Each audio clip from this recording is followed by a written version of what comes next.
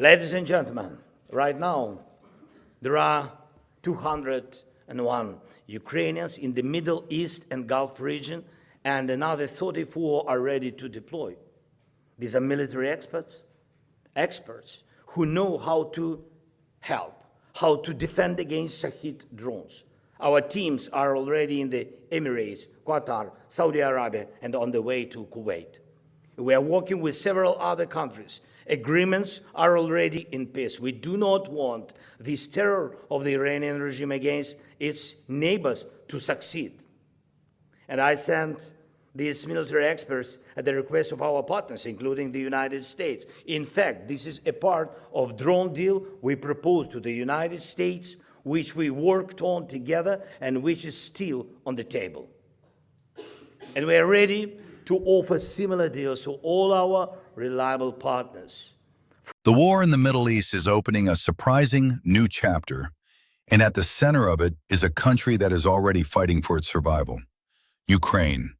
In a move that has caught global attention, Ukraine has reportedly begun sending drone defense experts to parts of the Middle East to help countries strengthen protection against Iranian aerial attacks. These are not combat troops. They are not invasion forces. They are specialists, trained in one of the most intense drone wars the modern world has ever seen. But this raises a serious question. Why is Ukraine focusing on helping others when it is still locked in a brutal war with Russia? To understand this moment, we must go back to the beginning. When Russia launched waves of attacks against Ukrainian cities, power plants, and military positions, one weapon quickly became infamous: the Iranian-designed kamikaze drone. These drones were relatively cheap, long-range, and devastatingly effective. Night after night, Ukrainian air defenses were overwhelmed as swarms of buzzing machines filled the skies. Each drone was estimated to cost around $50,000, and yet they forced Ukraine to spend far more to stop them. At first, because over time Ukraine adapted. Facing constant attacks, Ukrainian engineers and soldiers began developing new layered defense methods. Instead of relying only on expensive missile systems worth millions per launch, they experimented with low-cost solutions: mobile guns mounted on pickup trucks, signal jamming equipment, acoustic detection networks, and eventually interceptor drones designed specifically to hunt down incoming threats. Some of these counter-drone solutions were reportedly built for as little as $1,000 per unit. This was a revolution in battlefield thinking.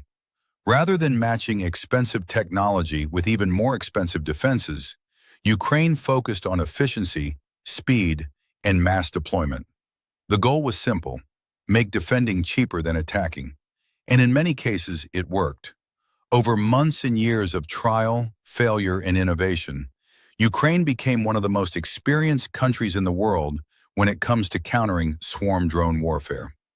Ukrainian air defenders learned to track flight patterns, anticipate routes, and integrate radar data with visual and sound-based detection. They created tactics designed not just to survive drone attacks, but to dominate them. Now, as tensions with Iran escalate in parts of the Middle East, some countries are turning to Ukraine for help. Reports suggest Ukrainian experts are being asked to share their battlefield knowledge, advising on how to build low-cost defense networks, how to train response teams, and how to deploy interceptor drones quickly in urban and strategic areas. For nations facing the threat of Iranian-style drone strikes, Ukraine's experience is suddenly incredibly valuable. But the decision is controversial. Critics argue that Ukraine should be fully focused on its own war. Russia continues to hold territory. Missile strikes and drone attacks have not stopped. Western military aid remains uncertain. In this environment, sending specialists abroad could appear risky, even distracting. Supporters, however, see a strategic calculation. By exporting expertise, Ukraine strengthens diplomatic ties, gains access to new funding and technology partnerships, and positions itself as a global leader in modern drone warfare. It is not just defending its skies anymore, it is shaping how future wars may be fought and defended around the world. There is also a symbolic twist. The very drones that once terrorized Ukrainian cities are now the reason Ukraine is being asked to help others. What began as a vulnerability has turned into a source of influence. Ukraine is not abandoning its fight with Russia, but it is showing that even in the middle of war, a nation can learn, adapt, and transform battlefield suffering into strategic advantage.